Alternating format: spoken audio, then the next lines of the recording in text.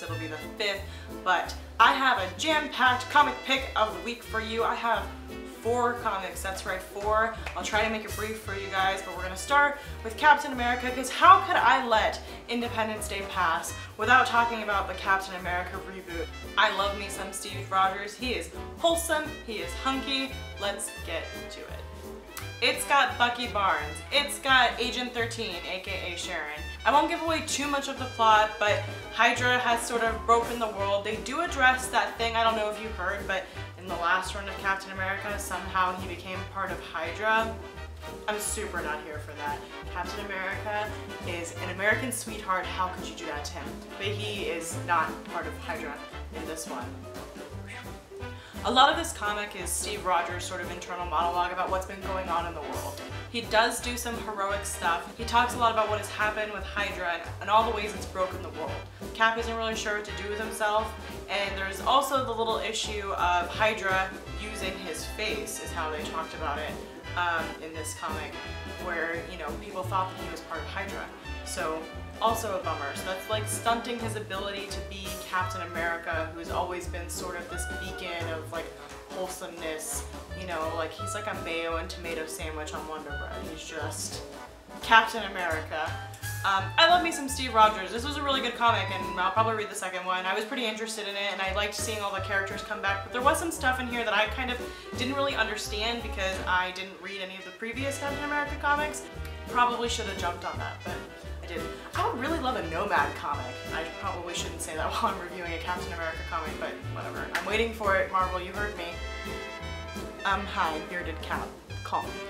I almost forgot to mention, possible mutant in this comic. I love mutants, I love the X-Men, it's one of my favorite comic books to read, and there might be a mutant in this comic, and she eats men's souls.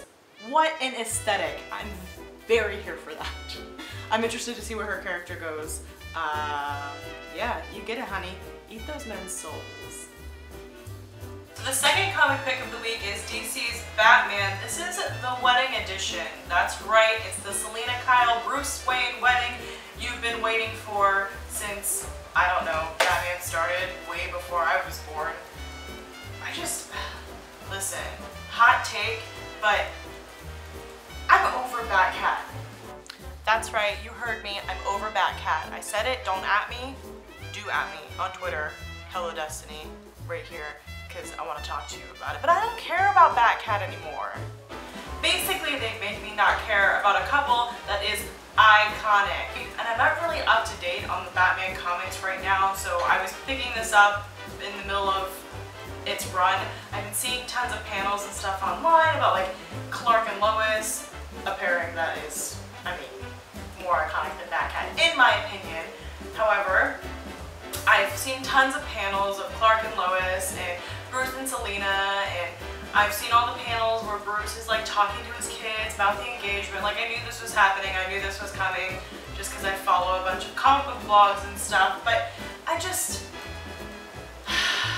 not going to spoil it for you, but honestly, when has DC ever let Bruce Wayne have anything that he was going to have to make him happy? The answer is never. So, I mean, you can come to your own assumption. I suggest you pick this comic up and give it a read because it was very beautiful. There was artwork of Selina and Bruce as Catwoman and Batman done by multiple different artists. So they had these double spreads that were just gorgeous with these like full-page illustrations of Batcat. It was gorgeous. So if only pick it up for that. It's also, I mean, it's a little marker in history here, Batcat Wedding. But I mean, ugh. People who read the comic frequently were outraged. You can give that a Google, because, you know, people care about this stuff. People are invested in this, and when you don't give them the outcome that they're looking for, the internet gets angry. Okay, so I know I just spent the last 5 minutes taking Batcat to task, but I love Selina Kyle. You can give me a Catwoman comic and I'll blow through that thing and ask for more if you give a mouse a cookie kind of situation.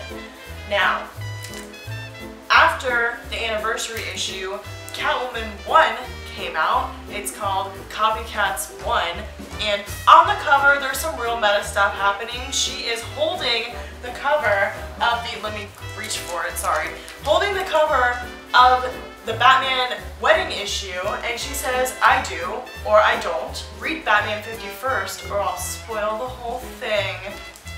Listen, the reason why I don't like Batcat is because I don't think Bruce Wayne understands Selina Kyle. I know that he's supposed to be the only one who gets her, and they're so similar, but they're different, blah, blah, blah. But like, the thing that makes Selina Kyle amazing is that she walks the line of good and bad so perfectly, and every time I read a Batcat comic book, I'm like, Bruce, let her live.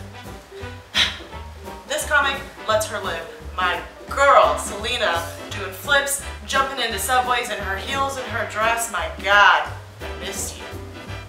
So, this comic was a win for me. I will definitely be reading this, and I won't spoil it for you because I think that you should pick it up, and also it contains spoilers for the other one. Basically, there's at least one person impersonating Selina Kyle, and the OG is not here for it.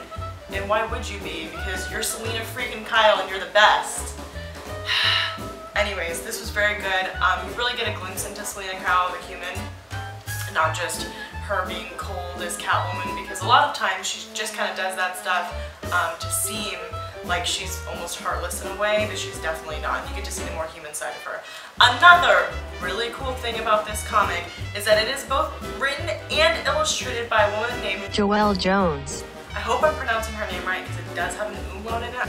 Joelle Jones. If I'm pronouncing your name wrong, I'm very sorry. But I think that's amazing, and I think it's even more amazing because as I was standing in line for my comics this morning, I realized that there was one other woman in the comic book store. There was probably 15 people waiting in line to get their new comics on Wednesday, but there was only one other woman, and I thought that was nuts.